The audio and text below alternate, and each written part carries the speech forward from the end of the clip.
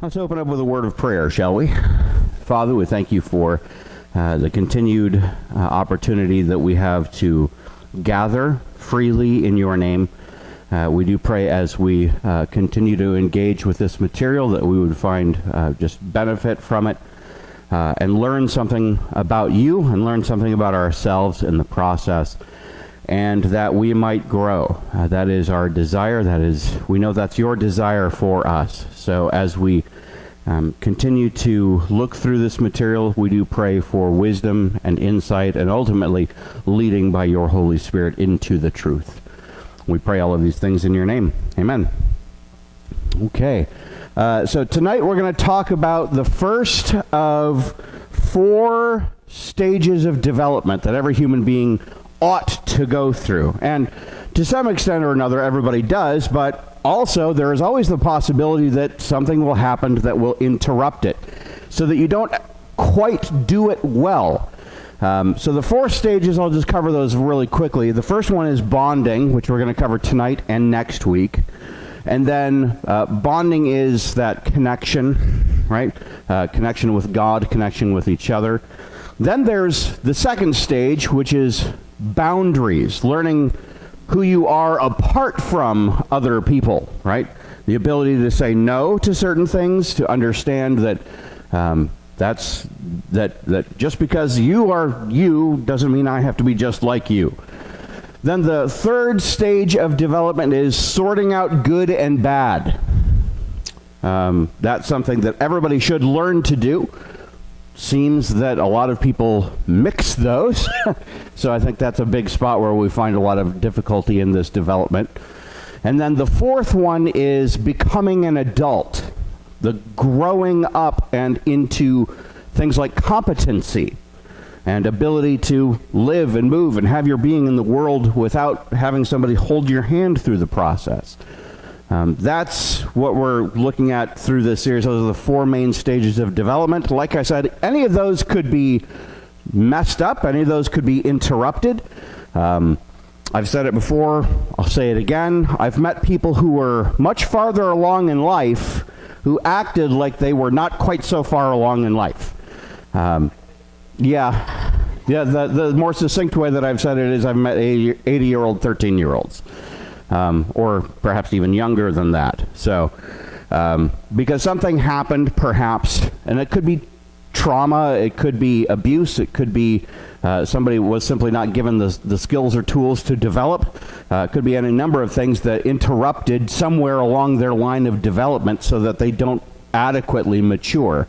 And it shows through the rest of their life. And one of the things we talked about last week was just because that happened to you at one point and you missed something, it doesn't mean that you can't then develop beyond that you can't go and address that absence or that problem, and then sort of regain the development that you should have gained in the first place. So tonight we're going to talk about bonding. The big idea is that God created us to bond, to connect with each other and with himself. We are meant to be relational creatures. So the lone wolf, the person that's the hermit, the person that's sort of off by themselves and they don't connect well with anybody else, that is a signal of a lack of development. That's a signal of somebody who has not adequately matured in some way or another. The person who can't hear anybody else's ideas. Even if you're in the same room with lots of other people, that doesn't mean you're connected with people, right? So it's entirely possible that it's not like you're off in a cave in a desert somewhere, like we saw with Lot today, right? Oh, that was interesting. And we saw where that led. So, don't be by yourself. But you can actually be with people and not well connected and not well bonded. But God created us to bond. He made us to have that connection with each other and with himself. And as we'll go through, we'll see that illustrated. So the question is, of course, what exactly is bonding? What is bonding? And here's your first fill in the blank. It is the ability to establish an emotional attachment to another person. It is the ability to establish an emotional attachment to another person.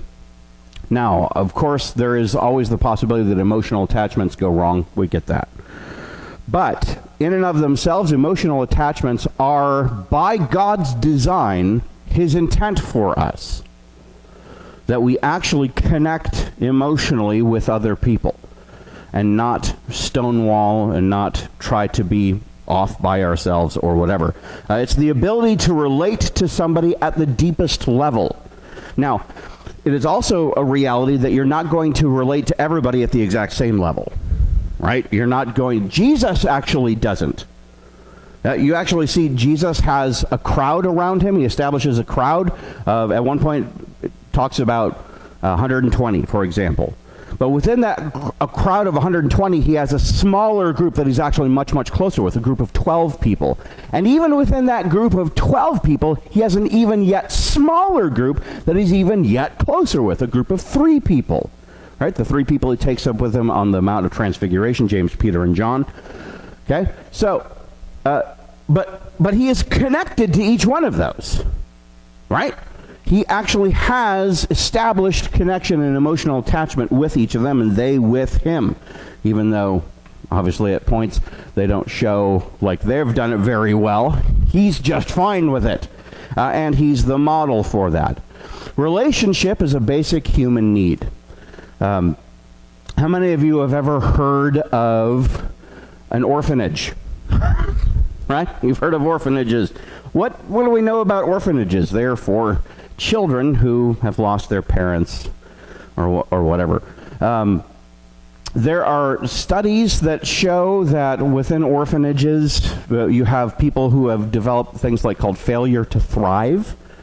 And it's because they don't get the emotional needs that God designed them to get. So sometimes you'll actually see people go into orphanages whose sole job it is to hold babies or to touch babies in their cribs and just give them human contact. And what they find is that the children who have that contact develop neurologically better than those who don't. Basic human attachment is a basic human need. Right? God designed us for that. And so what happens when we don't get that is we don't develop adequately. So relationship is a basic human need. God created us with a hunger for relationship. When God creates Adam and there's just Adam, what does he say? It is not good that the man should be alone. And it's not just because he won't know what to wear. Right? It's because he has this basic need within the blueprint of his design, if you will, that is for something outside of himself. And so God creates woman, right? And that was a pretty darn good invention, if you ask me. Good job, God. Right? So God created us for the establishment of relationship with each other and with himself. Here's what the scripture says. John 15, verses 5 through 6. I am the vine. This is Jesus speaking. You are the branches. Whoever abides in me, and I in him, he it is that bears much fruit. For apart from me you can do nothing. If anyone does not abide in me, he is thrown away like a branch and withers, and the branches are gathered and thrown into the fire and burned. Right? There's this idea of we're designed for connection with Jesus. Right? And without that connection with Jesus, we're separated from the key source that we need for our lives. And then verse 12, this is my commandment, that you love one another as I have loved you. So when we're talking about the vine and the branches picture that Jesus gives us, it's a picture of the love that God has for us, that Jesus has for us, and the love that we are intended to have. That's an emotional attachment. We're designed for emotional attachment. Now, since relationship is a basic human need, bonding opens us up to the sources of everything that you need for the rest of your life. Okay? Without the bonding, without the connection, the emotional attachment and connection that God has designed us for, we're going to be lacking in an ability to do everything else that we need. Okay? Everything else that we need for life. Now, it doesn't mean that a person couldn't go out and get a job and earn a paycheck or whatever, but if you've ever worked with people and you've ever asked yourself, what is wrong with these people? You know that there are problems that people develop because they don't seem to know how to relate to other people well. Like, why are you acting like this? Are you a human being in there? Can you see what you're bringing about into the world by acting the way? Well, it probably is because they're missing something. And the fact of the matter is, we can't just blame them. The fact of the matter is, we probably tend to be missing something too. Because it's not like we're ever guiltless in this. Because somebody at some point in our lives has looked at us and said, what is wrong with you? I have a wife. I've heard it from her. I know. I can tell you. Somebody has asked that question of me at least one or two, maybe 500 or so points. What is the matter with this person? Right? So God created us to develop, to bond, and when we do that well, that's when we have the ability to be resourced for life, to have the resources that we need to move on to the next stages, of course, and go through those and hopefully develop adequately there. What you'll notice about everything in the universe, especially every living thing in the universe, is that it's dependent. Right? I can't just walk around, for example, and never drink water and never eat. What will happen if I do that? I'll die. I'll die. Some of us have trouble with water. It's 70% of your body. You need it. Okay? You're dependent. That without something that comes from the outside of you, you will fail. Something will go wrong with your life, with your existence. God created us for that way. So everything in the universe that exists, apart from God himself, God is independent. He is not dependent on anyone else. He doesn't need us. Everything else that exists, you, me, trees, whatever, is absolutely dependent on something outside of ourselves for existence. Mountains are dependent on God to call them into existence. The farthest reaches of space are dependent on God to call them into existence. Right? The closest, smallest, most subatomic particle is dependent on something else for its existence. Right? Doesn't matter if it's a molecule or a mountain or the farthest reaches of space, everything that you see is dependent. That's how God created the universe. We depend on other things for our sustenance. We need continual resourcing. Right? Which is why I don't just need a couple of moments of one relationship and I'm good for the rest of my life. I need more than that. I must have more than that. Therefore, bonding teaches you, and it teaches me, to trust in order to have our needs met. Now, there's a scary word. Trust. Have you ever met somebody you can't trust? Right? And why is it that they tend to be somebody close to you? Why is it that they tend to be somebody who can really hurt you if you trust them? But you have needs, and you're a dependent being, so you need to learn to trust in order to have your needs met. That's when we internalize. So just like you internalize the nourishment of food when you take it in, or water when you take it in, right? You internalize it, your body uses it. Well, the same thing is true with emotional need, emotional attachment. When you're in relationship, particularly in good or healthy relationship, you take into yourself the love that is exchanged there, and that actually supplies a need, and you internalize that and carry that with you. So if you've ever seen somebody who carries a picture of a loved one, like in their wallet, right? You ever see one of those movies where like you got a jet pilot, right? And they're flying off to war, and they tuck a little picture of their wife or their girlfriend or whatever on the little dash, or whatever they call that in the cockpit or whatever, right? And that's a sustaining thing, right? That's a meaningful thing. That's something that we look to. So it's important that we internalize that need, and we'll get into that more in a little bit here. All right. Number 2, our need for bonding is rooted in God's nature. Okay?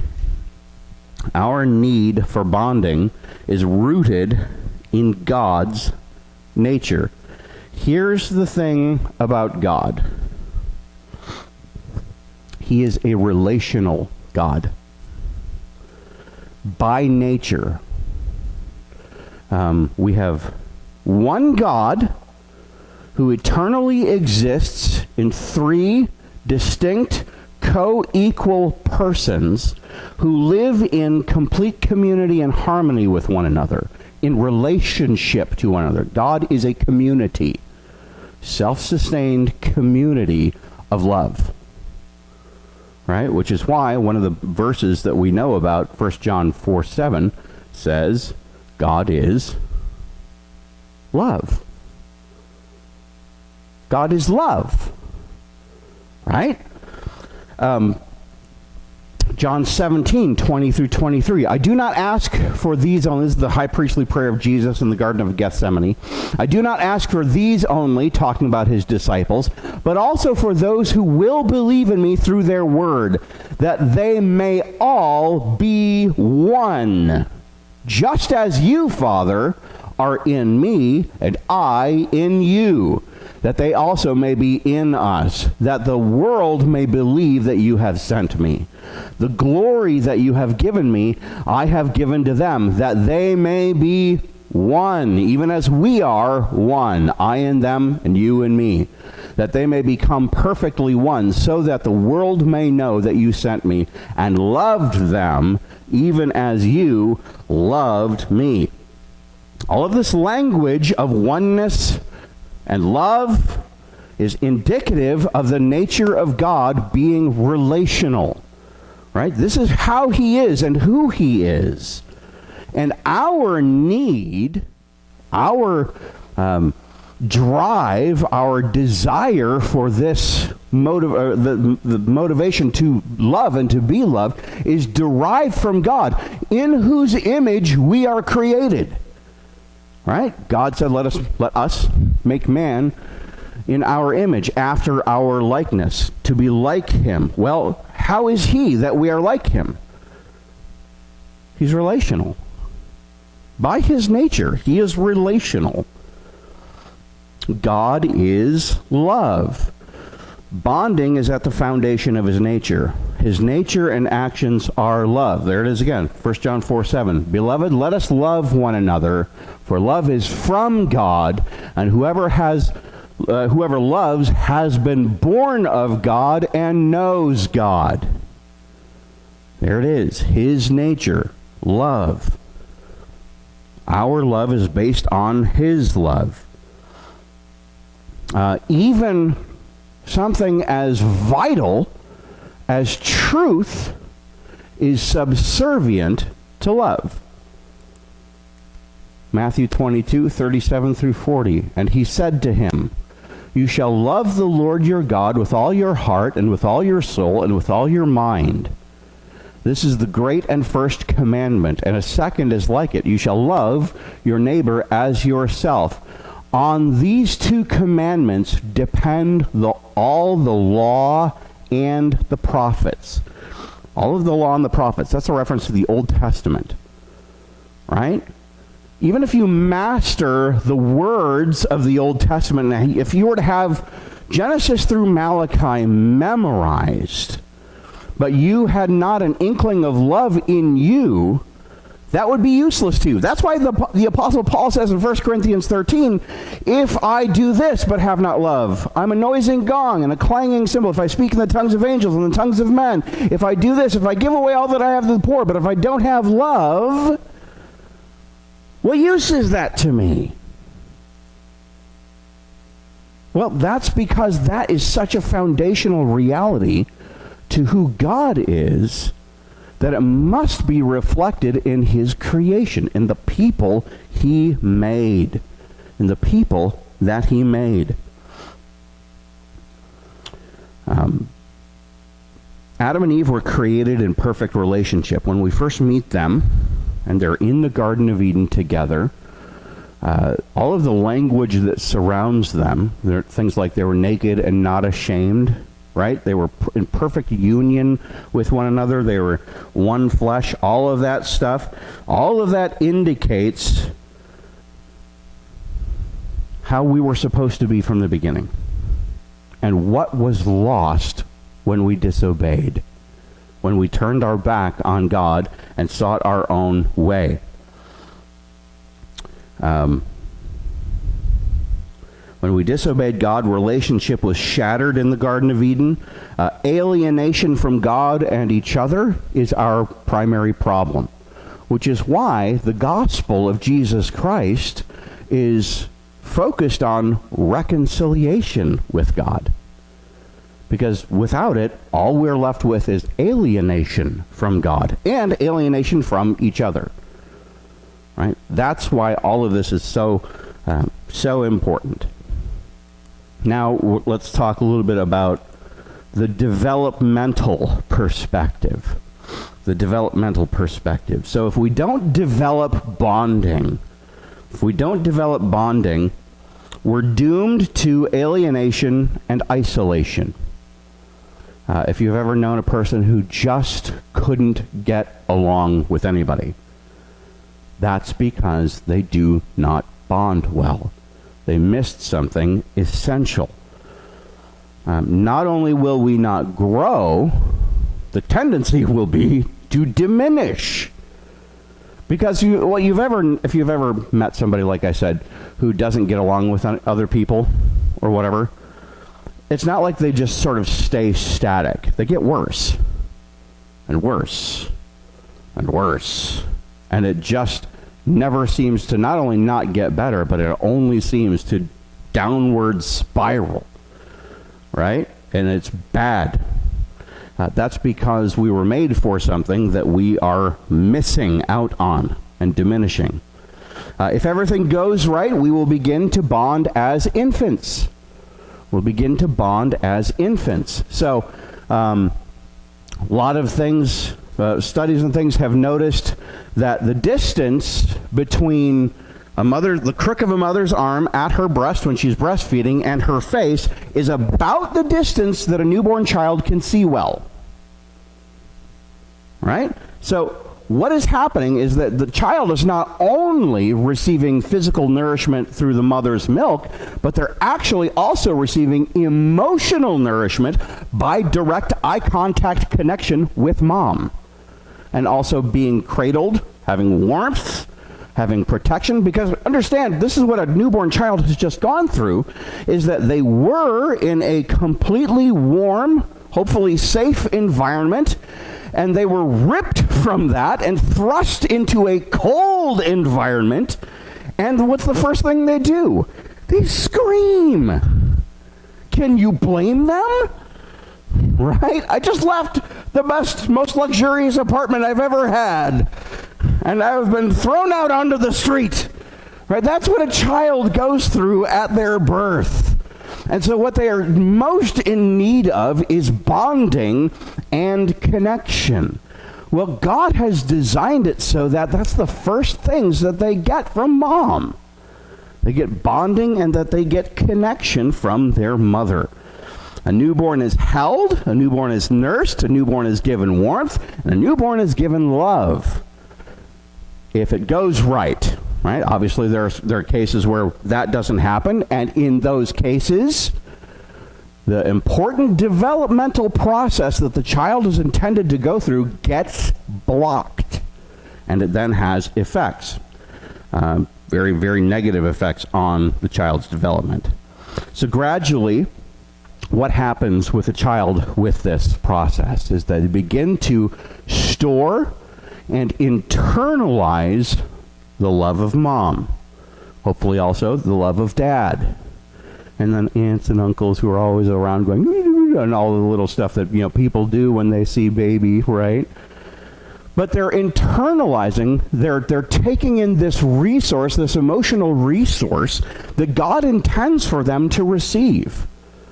So that what happens later on as the child grows and develops is that they can learn something that enables them to be apart from mom and not just lose it all of the time.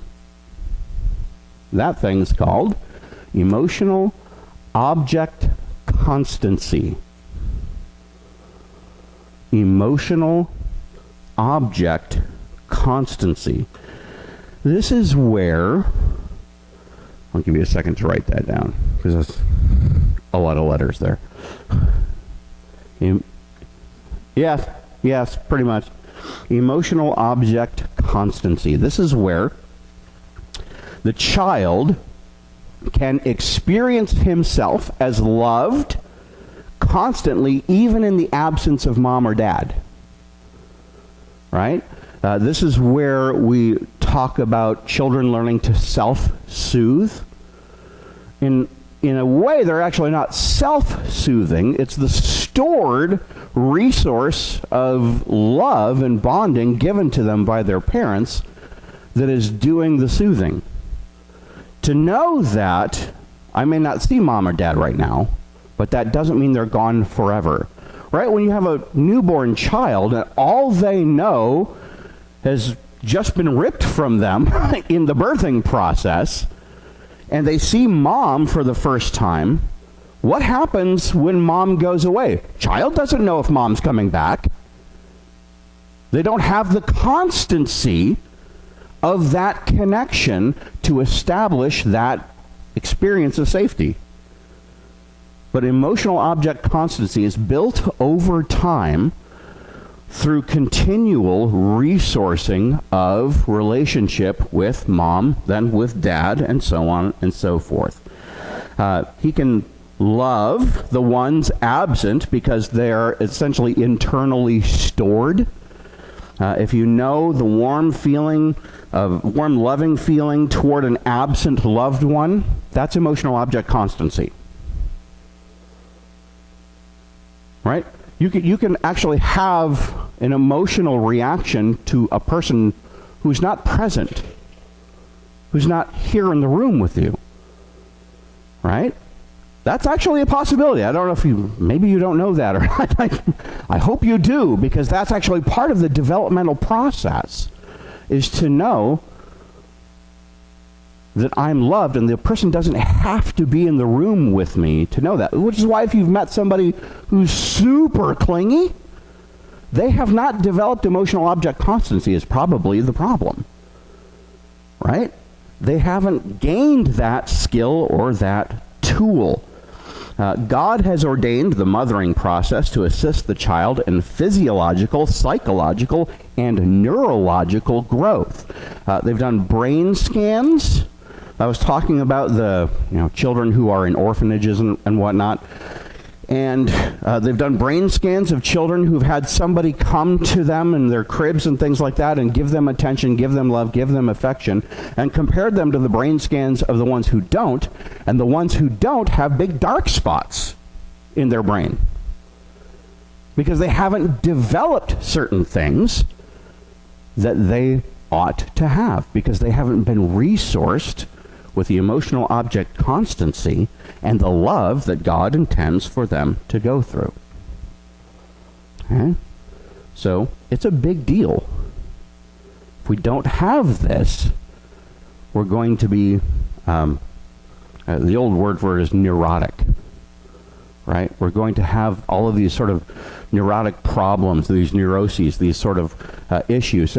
So I won't get into them this week. I'll get into them next week. But we'll look at what it looks like when we fail to bond.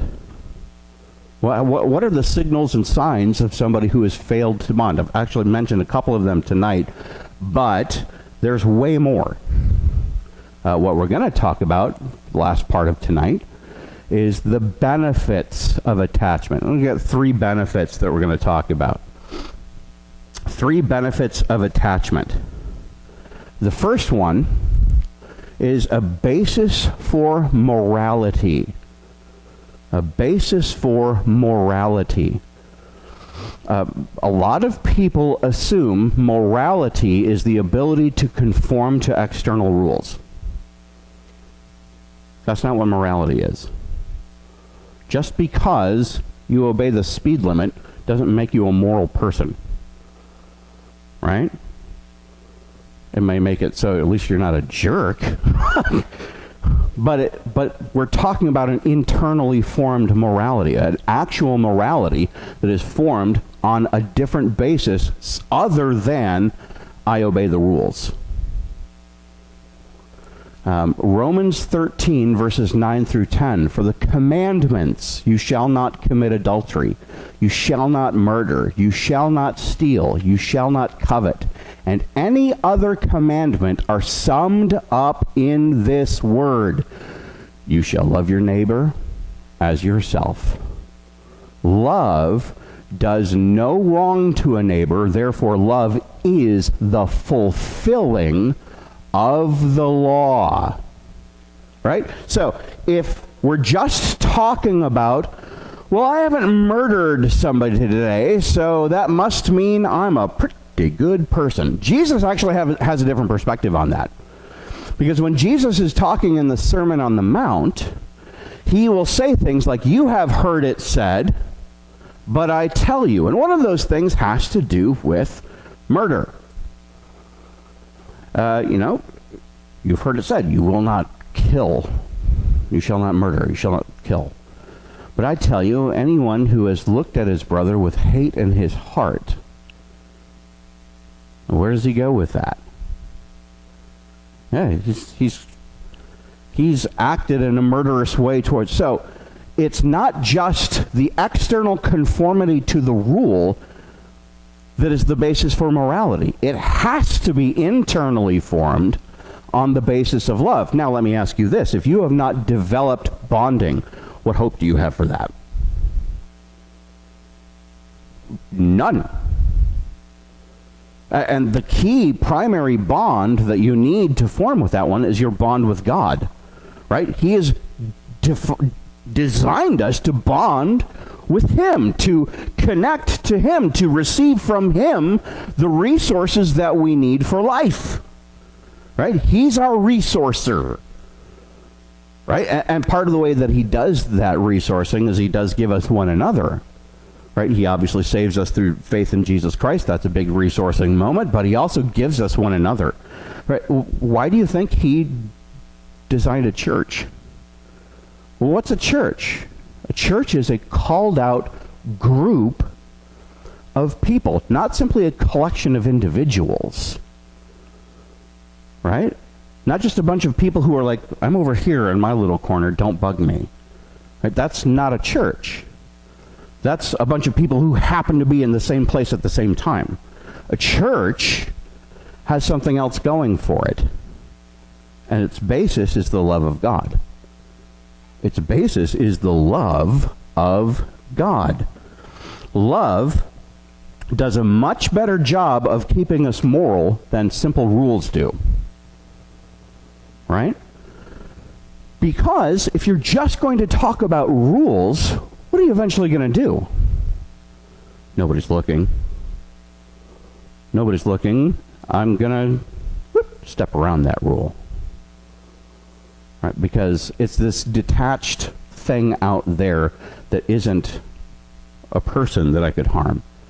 But we're talking about the love of God and the love of one another. Because if I'm looking somebody in the eye it's a lot harder, should be, to hurt that person. And yet, because we struggle with this bonding thing, we do. We will. But bonding done well is a basis for morality. It's one of the benefits of bonding and attachment. An ability to handle stress. Internalized love, as we've said, goes a long way to carrying us through hardship.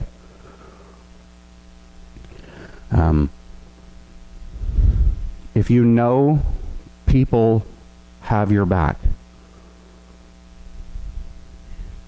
if you know people are with you, even if they're not in the room with you, stress and that kind of emotional difficulty has a harder time at chipping away at you. Because I'm resourced. Because I don't have to do this thing alone. Because I don't have to do this thing alone. Galatians 6:2, bear one another's burdens and so fulfill the law of Christ. Right? Because I'm going to have burdens and you're going to have burdens. You're going to have difficult things. You're going to have stuff that is hard to go through. But if we have others with us who love us, who bear those burdens with us, we have an ability to handle that stress. Ecclesiastes 4:9 through 12. Two are better than one, because they have a good reward for their toil. For if they fall, one will lift up his fellow. But woe to him who is alone when he falls and has not another to lift him up. Again, if two lie together, they keep warm. How can one keep warm alone? And though a man might prevail against one who is alone, two will withstand him, and a threefold cord is not quickly broken. Right? What's the image here? What are the various pictures here? All pointing toward not alone. Not alone. You're able to handle hard things if you're not alone, if you're not always by yourself, if you're not, let me handle this, I've got this. Right? There may be certain things, now the Galatians passage, there are things that are your cargo to bear, but not everything is your burden to bear. Right? Not everything is your burden to bear. God gave us one another so that with one another we can go through this life thing and handle stress that way. Third, accomplishments have meaning. Problem? Oh, well, check that out. You're welcome. See, this is what happens when you do this sort of thing alone. And in a hurry. Because I realized at 5:15 or so, I didn't put together the PowerPoint for tonight. I better go do that. Hey, there's just one error here. Count yourselves blessed. All right. Well, that's good. One error that we all noticed anyway, or one of us noticed. Accomplishments have meaning. Bonded people are able to tolerate time alone without being isolated. All right? They're adequately resourced with love, and they can use their time alone constructively. That's one of the things that bonding, that attachment that God designed us for, actually helps to equip us for. Right? When we get towards the end of the series, and as we talk about the fourth stage of development, becoming an adult, that feeds into that. Because what we're talking about there, essentially, is competency. Right? We're talking about an ability to do the work that is before us because we've been resourced. And not just, I have work skills, but I actually have the emotional capacity to do it. right? Sometimes you'll meet people who don't have the emotional capacity to do things that they may have the skills to do, which is sort of a weird experience to watch. But it happens. Sometimes you will meet people who will have, who won't have the emotional capacity to do things that they have the skills to do, right? You're like, why can't you do this? Why can't you just accomplish this task? I know you can do this. But emotionally, they're not able to, at least at a given moment, because something's missing. Something is missing.